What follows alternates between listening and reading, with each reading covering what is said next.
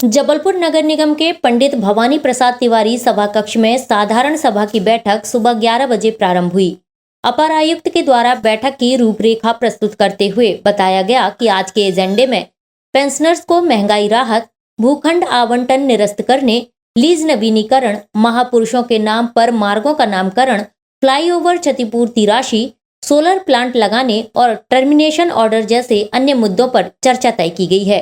बैठक की कार्रवाई सामान्य ढंग से आगे बढ़ रही थी कि तभी विपक्षी पार्षदों ने डोर टू डोर कचरा कलेक्शन और टैक्स वसूली में अव्यवस्था को लेकर सवाल उठाए। सफाई व्यवस्था पर भी विपक्ष ने जमकर आवाज उठाई। देखते ही देखते सदन का माहौल गर्मा गया और विपक्षी दल ने नारेबाजी शुरू कर दी।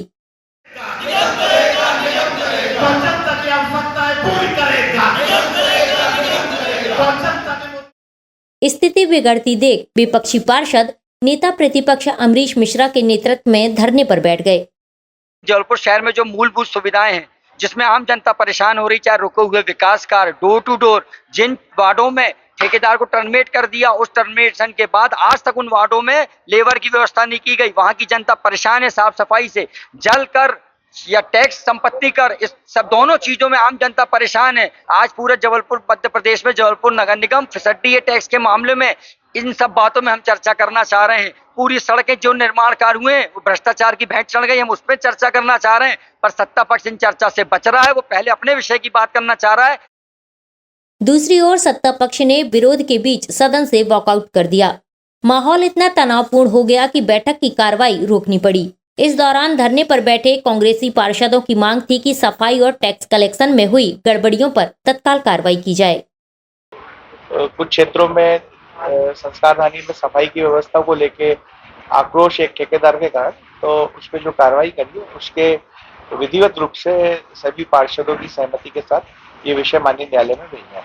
निश्चित रूप से हमारा शहर बहुत साफ हो गया। माननीय नेता प्रतिपक्ष जी और जो पुराने लोग हैं उनसे हम पूछेंगे कि पिछले 15, 20, 25 साल पहले शहर की स्थिति कैसी होती रही, तो निश्चित रूप से बहुत अच्छी स्थिति है। और पूरे देश से जब अधिकारी आए हैं, उन्होंने चेक किया है, तभी हमको 5वां रैंक मिला।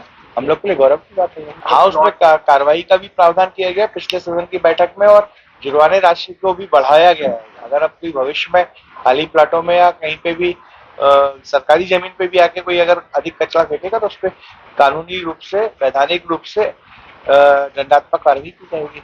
नेता प्रतिपक्षी और विपक्ष ये कहता है कि पहले आप अन्य विषयों पर चर्चा कीजिए। मतलब वो जो महत्वपूर्ण विषय है, चाहे वो उच्च न्यायालय के हैं, चाहे अन्य शहर के हित के हैं, उनको छोड़ दीजिए। पहले हम लोग जो कह रहे हैं, जो आधिकारिक तौर पे हमने आपको लिख के भी नहीं दिया, उसमें पहले आप चर्चा कर लीजिए। माननीय अध्यक्ष जी ने कहा, मैंने कहा, हमारे एमआईसी सदस्यों ने कहा कि भाई आप 10 मिनट लगेगा, 15 मिनट लगेगा, 1 घंटा लगेगा, आप पहले साधारण सभा की 10 जो विषय है इस पे चर्चा करके इसको पास कर लेते हैं। इसके बाद आप 1 दिन, 2 दिन, 3 दिन बोलिएगा, उस पर कोई तकलीफ नहीं है।